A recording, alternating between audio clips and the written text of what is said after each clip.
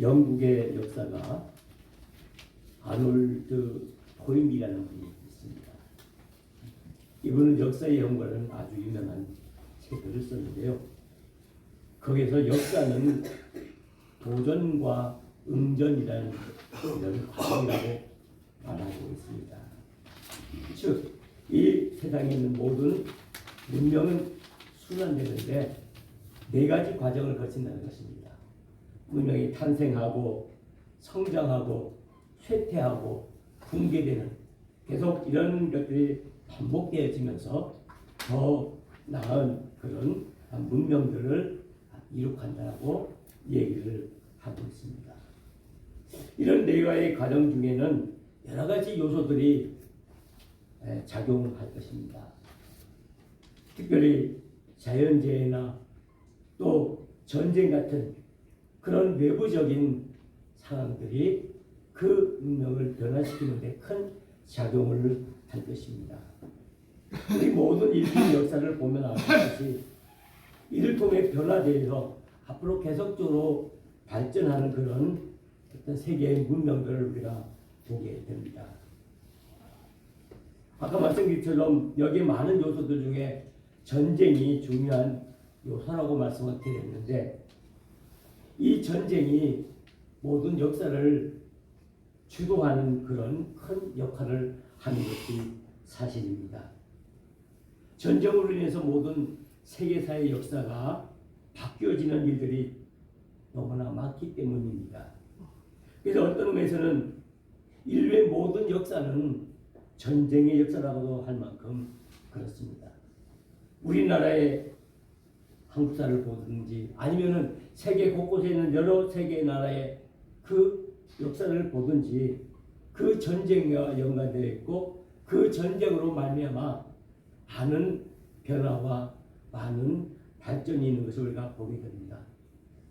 이 전쟁은 어느 옛날 얘기가 아닙니다. 오늘 우리가 살고 있는 이 현대 속에서도 끊임없이 전쟁이 일어나고 있고, 또한 전쟁이 위협이 우리를 불안하게 하고 공포로 몰아넣습니다. 우리가 잘 아는 것처럼 이제 러시아와 우크라이나 전쟁이 일어난 지 벌써 3년이 됐는데 아직 전쟁이 끝나지 않고 있습니다. 그 전쟁으로 해서 사상자가 50만이 넘었다고 합니다.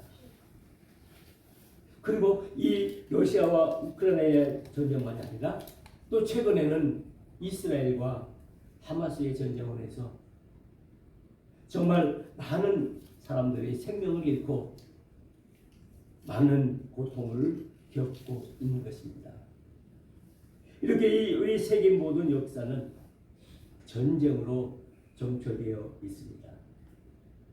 오늘도 계속 전쟁이 계속되고 있고 앞으로도 우리에게 어떤 전쟁이 일어날지 모르는 그런 상황이 있습니다. 그래서 세계적으로 크게 제1차 세계대전, 제2차 세계대전, 그리고 앞으로 제3차 세계대전이 일어난다라고 이렇게 얘기를 하고 있습니다. 늘 이 지구상에는 모든 나라들에는 이 전쟁의 그 불안 속에서 나라가 서 있는 것을 우리가 보게 됩니다. 그래서 우리가 전쟁이 없는 상태를 우리는 평화라고 말하기도 합니다. 그래서 우리는 이 전쟁의 이 모든 역사를 이끌어 나가는 하나의 큰 요소가 됨을 우리가 확인할 수가 있습니다. 우리나라도 예외는 아니죠. 우리나라도 지금 현재 사실은 휴전 중에 있는 거죠. 남과 북이 휴전 중에 있는 것입니다. 전쟁이 끝난 것이 아니라 전쟁이 휴전 중에 있는 상황이라고 할 수가 있습니다. 우리가 성경을 봐도 그렇습니다. 성경은 즉 이스라엘 역사인데요. 이 이스라엘 역사도 전쟁의 역사라고 우리가 볼 수가 있습니다. 성경에는 많은 전쟁의 장면들이 등장하고 있습니다. 이 성경의 그 전쟁은 주로 이스라엘 백성과 이방 민족들 간의 그 전쟁을 그리고 있습니다. 그런데 성경에서 말하는 이 전쟁을 말할 때는 하나님께서는 이 전쟁을 통해서 하나님의 뜻과 하나님의 계획을 이루어 나가신다라고 이렇게 얘기하고 있는 것입니다. 그런데 우리가 여기서 잘못 이해하면 하나님이 전쟁을 일으키시고 그것을 위해서 많은 사람들을 죽게 하고 고통 속으로 몰아넣게 하는가 라고 우리가 의심을 가질 수가 있을 것입니다. 그러나 이 성경에서 말하는 그 전쟁은 하나님의 속한 것이라고 말하는 것은 그 전쟁을 통해서 하나님이 계획하시는 그 일들을 이루어 나가신다는 것을 말하고 있는 것입니다. 그래서 이스라엘 백성들의 그 항상 머릿속에는 생각 속에는 이 전쟁은 하나님께 속해 있다. 하나님께서 전쟁을 일으키신다가 아니고 그 전쟁을 통해서 하나님께서 계획하시는 그 일들을 이루어 나가신다는 사실입니다. 그래서 우리는 이 말씀을 잘 이해해야만이 합니다. 그래서 하나님은 전쟁에서 승리하시는 승리의 하나님으로 말씀하고 있습니다. 즉 이스라엘 백성에게 있어서 전쟁은 사람에게 달린 것이 아니라 하나님에 속한 것이라는 그런 신앙적인 원칙을 가지고 이것을 대응하는 것입니다. 우리가 지금 수요일마다 통성경 공부를 하고 있는데 우리가 창세기에서부터 지금 이제 열왕기상까지 이렇게 공부하는데 거기도 보면 많은 전쟁의 역사들이 나오고 있습니다. 그리고 그 전쟁의 역사들을 통해서 거기서 하나님께서 계획하시는 하나님의 뜻과 하나님의 섭리를 하나하나 이루어나가는 모습을 우리가 발견하게 되는 것입니다. 우리가 이렇게 외적으로 무기를 가지고 싸우는 전쟁이 있기도 하지만은 또 우리가 신앙적인 관점에서 본다면은 우리 영적인 삶이 하나의 전쟁이라고도 말할 수가 있습니다. 그래서 우리는 보통 것을 우리는 영적 전쟁이라고 말합니다. 우리가 신앙생활을 하는 것, 우리의 믿음생활을 하는 것, 이것은 어떤 의미에서는 영적 전쟁을 하는 것이다 라는 것입니다. 하나님을 믿는 사람들은 이 날마다의 영적 전쟁에서 싸워나가며 거기서 우리가 이기고 승리할 때 그곳에서 우리는 하나님의 귀한 뜻을 발견하게 되고 우리가 그 뜻에 우리가 순종함으로 하나님께 영광을 돌릴 수 있다라고 말씀을 하고 있습니다. 그렇습니다. 우리의 신앙의 삶은 언제나 영적인 싸움입니다. 이 영적인 싸움에서 우리가 늘 승리하는 것만은 아니죠. 때때로 우리는 이 영적인 싸움에서 실패해서 좌절과 절망과 그리고 불안 속에서 우리가 살아갈 때도 있습니다. 또 때로는 이 영적인 싸움에서 승리해서 하나님께 감사하며 하나님께 영광을 돌리는 그런 삶을 살 때도 있습니다. 그런데 중요한 것은 우리의 믿음의 사람들의 삶은 이 영적인 싸움이 항상 있는데 그 영적인 싸움에서 우리는 승리해야 한다는 말씀입니다. 그 승리는 우리 스스로의 우리 자신들의 능력이나 우리 자신의 힘으로 승리하는 것이 아니라 하나님의 능력으로 하나님이 우리와 함께함으로 인해서 그 하나님의 능력으로 영적인 싸움에서 영적인 전쟁에서 우리가 승리한다는 말씀입니다. 우리가 성경의 모든 모습을 보더라도 모든 믿음의 사람들은 정말 영적인 삶을 살아가는 사람들이었고 영적인 싸움을 살아가는 사람들이었습니다. 이스라엘 백성들이 출애굽해서 광야 40년 동안의 그 모든 삶 역시도 하나의 영적인 싸움이라고 할 수가 있습니다. 그리고 그 광야 40년의 모든 과정을 마치고 요단강을 건너 가나안 땅에 들어가는 것도 역시 거기서도 영적인 싸움이 계속 되어짐을 볼 수가 있습니다. 거기는 항상 외적인 그런 전쟁과 동시에 항상 영적인 전쟁이 함께 한다는 사실입니다. 이스라엘 백성들이 가나안 땅에 들어가서 거기는 여러 부족들을 다 물리치고 그리고 거기에서 하나님을 섬기는 그런 일들 하는 그 모든 과정이 영적인 싸움이었습니다. 왜냐? 거기 있는 이방 신들과 싸우는 그런 과정이기 때문에, 그래서 그 속에서 참된 하나님의 영광을 드러내는 삶을 살려고 하기 때문입니다. 이렇게 가나안 땅에 들어간 이스라엘 백성 역시 영적인 싸움을 싸웠고, 또 그들의 사사 시대, 즉 350년간의 사사 시대 이 모든 것들도 영적인 싸움이었습니다. 그 후에 모든 이스라엘 역사들이 이 영적인 싸움과 연결되어 있음을 우리가 보게 됩니다. 이제 구약의 마지막 사사는 우리가 사무엘이라고 말합니다. 이 사무엘은 우리가 잘 아는 것처럼 한나라는 여인이 정말 하나님께 간곡히 기도함으로 얻은 그런 아들입니다. 이 사무엘은 그 엘리 제사장의 뒤를 이어서 이제 제사장으로 이스라엘 백성들을 다스리는 일을 하게 됩니다. 오늘 우리가 함께 묵상하고 있는 이 사무엘상 7장에 있는 말씀은 사무엘이 이스라엘 백성들을 다스리는 그 시대의 이야기입니다. 이 이야기를 시작하면서 사무엘은 이스라엘 백성들을 미스바 광장으로 불러 모아서 거기서 하나님께 기도하면서 하나님의 능력을 입으려는 그런 모습을 우리에게 보여주고 있습니다. 그들 앞에 놓여있는 그 모든 영적인 싸움, 그리고 외적인 그 이방 민족들과의 싸움에서 승리하기 위해서 그 사무엘이 이스라엘 백성들을 불러 모아놓고 하나님 앞에 능력을 달라고, 영적인 싸움에서 승리하게 해달라고 기도하는 그런 기도의 모임을 가지고 있는 것입니다. 그래서 이스라엘 백성들이 그 미스바 광장에 모여서 그들이 지난 모든 과거들을 돌아보며 회개하면서 눈물로 하나님 앞에 회개의 운동을 함으로 그들의 힘을 얻고 그들이 전쟁에서 승리하는 그런 모습을 보게 됩니다. 오늘 이 사무엘상 7장 12절에서 17절에 있는 말씀은 이스라엘과 블레셋 사이에 일어난 전쟁의 이야기입니다. 이스라엘 백성들에게는 그렇다고 그들이 강한 무기를 가지고 있지는 않았습니다. 그런데 그들의 적인 이 블레셋에는 정말 무시무시한 그 군대를 가지고 있었고 무시무시한 무기들을 가지고 있습니다. 그들과 싸우기에는 너무나 역부족이었습니다.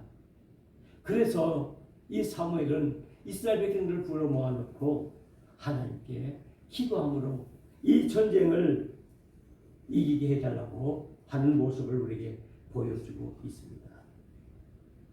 그래서 하나님께 기도할 때 하나님께서 이 블레셋 군대들을 혼잡하게 해서 어지럽게 만들어서 그 블레셋 군대를 다 물리쳐버립니다. 그래서 오늘 말씀에 보면은 이 이후에는 블레셋 민족들이 감히 이스라엘 백성들을 공격해 오지 못하는 그런 모습을 보여주고 있습니다. 그래서 이 전쟁에서 이긴 것을 감사하면서 이 사무엘이 하나님께 제단을 쌓고 예배하는 모습이 오늘 이 사무엘상 7장 12절에서 17절에는 본문의 말씀입니다. 사무엘이 돌을 취하여 미스바와 센 사이에 세워 이르되 여호와께서 여기까지 우리를 도우셨다 하고 그 이름을 에베네셀이라 하니라. 하나님께서 우리를 지금까지 도와주시고 여기까지 인도해 주셔서 그 많은 적들이 있고 그 많은 원수들이 있었지만은 그러나 그 가운데도 우리를 지켜주시고 여기까지 인도해 주시면 감사합니다라고 하나님께서 우리를 도와주셨기에 우리가 이 모든 싸움에서 승리할 수 있었다라고 고백하는 신앙 고백의 내용입니다. 이 에베네셀, 우리가 잘 아는 것처럼 도움의 돌이라는 뜻을 가지고 있고 여호와께서 여기까지 우리를 도우셨다라는 뜻을 가지고 있습니다. 하나님께서는 이스라엘 백성들을 이끄시고 인도하시고 보호하시는 그 모습을 보여주고 있습니다. 그래서 우리는 이 인도하시고 전쟁을 주관하시는 그 하나님의 능력으로 이스라엘 백성들이 승리를 얻은 그 모습을 우리 다시 한번 보면서 그 모든 전쟁 가운데서도 이스라엘 백성들을 친히 인도하시고 보호하시는 하나님의 능력을 보게 되는 것입니다. 그래서 오늘 우리는 시간 이 사무엘이 고백하는 것처럼 이 에베네셀의 그 신앙 고백을 우리는 다시 한번 되새겨야 합니다. 즉 이것은 이스라엘 백성과 사무엘 모든 선지자들이 정말 하나님을 향해서 자신의 온전한 신앙 고백을 하고 있는 사실입니다. 즉 하나님께서 행하시는 그 일을 바라보면서 하나님께 감사하는 것입니다. 그들의 힘으로는 그들의 능력으로는 감히 그 무서운 블레셋 민족을 물리칠 수 없는 그런 상황이 있지만은 하나님께서 도와주시고 하나님께서 친히 함께 해주시고 그 하나님의 능력으로 그들을 지켜주셨기에 그 모든 전쟁에서 승리하게 했음을 고백하고 있는 것입니다. 그래서 하나님께 감사와 찬양으로 에베네셀로 하나님께 제단을 쌓고 있는 것입니다. 이 에베네셀이야말로 하나님의 은혜입니다. 하나님께서 이스라엘 백성을 향한 하나님의 은혜라고 할 수가 있습니다.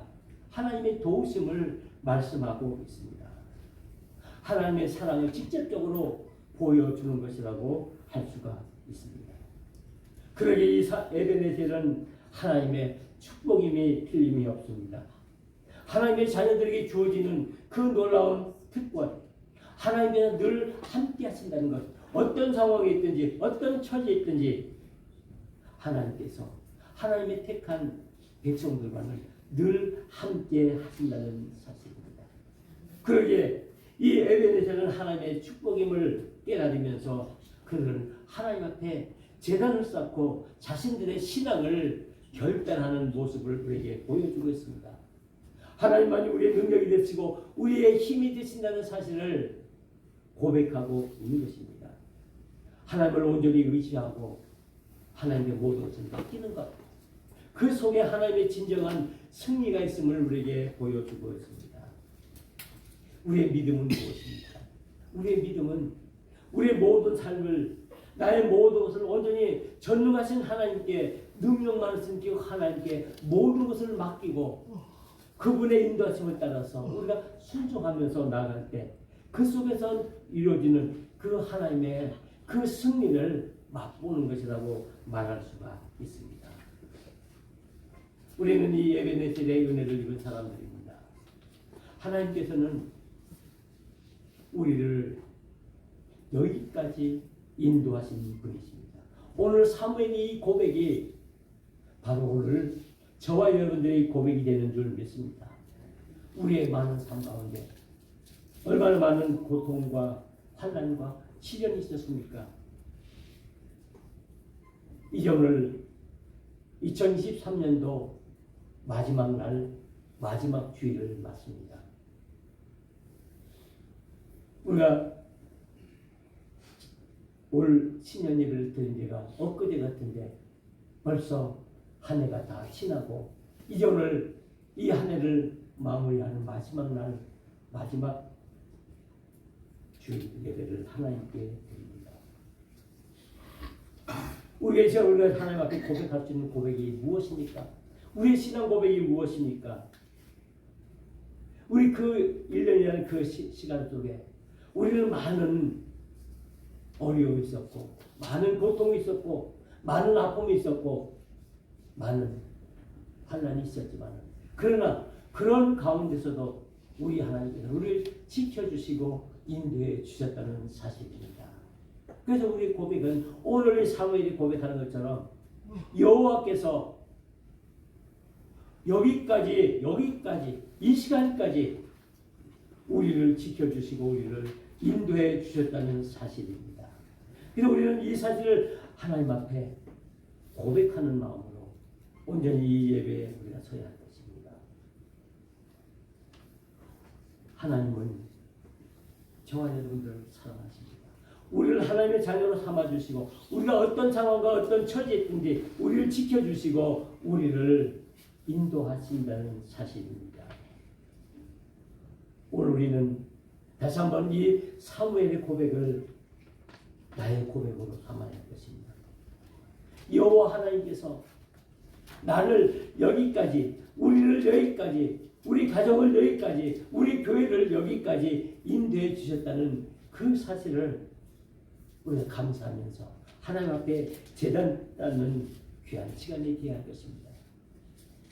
사무엘이 이 하나님의 은혜를 깨달은 그 순간 그는 먼저 제단을 쌓고 하나님께 제사를 드렸다는 사실입니다. 바로 에베네셀의 은혜를 입은 사람들은 하나님께 예배하는 삶을 살아야 합니다. 즉 하나님의 사람들은 가는 곳곳마다 제단을 쌓고 하나님 앞에 예배를 드리는 사람들입니다. 올 한 해 우리의 총회의 표와 우리 교회의 표가 그렇습니다. 복음의 사람, 예배자로 살게 하소서 했습니다. 우리 한 해를 시작하면서 정말 복음의 사람으로 복음 안에서 하나님께 온전히 예배하는 예배의 삶을 살겠다고 이렇게 다짐하며 하나님께 우리가 신앙 고백을 했는데 과연 오늘 우리가 한 해를 마지막 하면서 이 순간 과연 우리는 복음의 사람들로 진짜 예배의 사람들로 예배의 삶을 살았는지 우리 자신을 돌아보아야 한다는 말씀입니다. 우리가 예배를 통해서 우리는 온전히 하나님을 영화롭게 할 수 있습니다.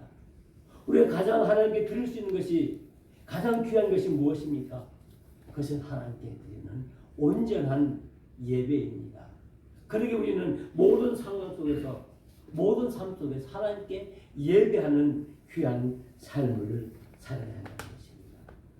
이 예배는 하나님을 향한 마음을 의미합니다. 내가 하나님께로 나아가는 것, 하나님과 함께하는 것, 하나님과 함께 동행하는 것, 이것이 우리의 예배의 삶입니다. 우리는 이제 이 한 해를 마무리하면서 다시 한번 우리가 하나님이 우리에게 지금까지 베풀어 주신 그 은혜와 그 사랑에 우리가 감사하면서 이제 우리가 하나님께 진정으로 예배하는 삶을 살 것을 다짐해야 할 것입니다. 그리고 이 에베네셀의 삶은 감사하는 삶임을 우리는 알아야 합니다. 우리가 지난 시간에 대해서 우리가 먼저 감사해야 합니다. 지금까지 내가 다 이룩하지 못하고 내가 원하는 것이 다 이루어지지 않는다 하더라도 그래도 지금까지 여기까지 하나님께서 친히 우리를 이끌어 주시고 보호해 주셨다는 사실입니다. 우리 개인적으로도 그렇습니다. 우리 개인적으로도 우리가 늘 연약하고 부족한 가운데 있었지만은 하나님께서는 그래도 우리를 나를 상해 주셔서 늘 때를 따라서 은혜를 내려주시고 은총을 베풀어 주셔서 우리를 그래도 은혜 가운데 여기까지 인도해 주셨습니다. 우리가 이전에 나와 하나님께 예배할 수 있는 이것이 바로 하나님의 은혜라는 사실입니다. 그 과정에 많은 어려움과 시련이 있다 할지라도 때로는 즐거움도 있었고 기쁨도 있었지만은 그러나 그 모든 것 가운데서 나와 함께 해주시고 나를 이끌어 주신 그 하나님께 감사해야 한다는 말씀입니다. 이 감사한다는 의미는 나의 모든 것을 하나님께 맡긴다는 의미를 가지고 있습니다. 그리스도인은 어떤 사람입니까? 하나님께 감사하는 사람입니다. 나에게 주어진 모든 것에 대해서 감사하는 사람입니다. 내가 잘 되고 내가 형통하고 내가 바라는 모든 것이 다 이루어질 때 그때만 하나님께 감사하는 것이 아니다. 내가 때로는 고통 중에 있고 환난 중에 있고 어려움 중에 있고 아픔과 상처 중에 있다 할지라도 그러나 그 속에서 역사하시는 하나님의 은혜를 바라보면서 하나님께 감사하는 것이 진정한 그리스도인의 감사라는 사실입니다. 이 감사의 마음은 우리 하나님께서 주신 것입니다. 바로 에베네셀의 삶을 사는 사람은 예배하는 삶을 살아야 하며 또한 그 예배를 통해서 하나님께 감사하는 삶을 살아야 합니다. 오늘 이 마지막 2023년도 마지막 주일을 맞이하면서 우리의 마음이 복잡하기도 할 것입니다. 지난 한 해를 돌아보면 아쉬운 것도 있고 서운한 것도 있고 또 기분 좋은 것도 있고 시원한 것도 있었을 것입니다. 그러나 그 1년이란 그 시간이 흘러가는 그 과정 속에서 우리 눈에는 직접 보이지는 않지만은 계속 하나님께서 역사하시고 하나님께서 간섭하시고 하나님께서 함께 하셨다는 사실을 깨달아야 할 것입니다. 그 속에서 역사하신 그 하나님의 은혜를 돌아보아야 한다는 말씀입니다.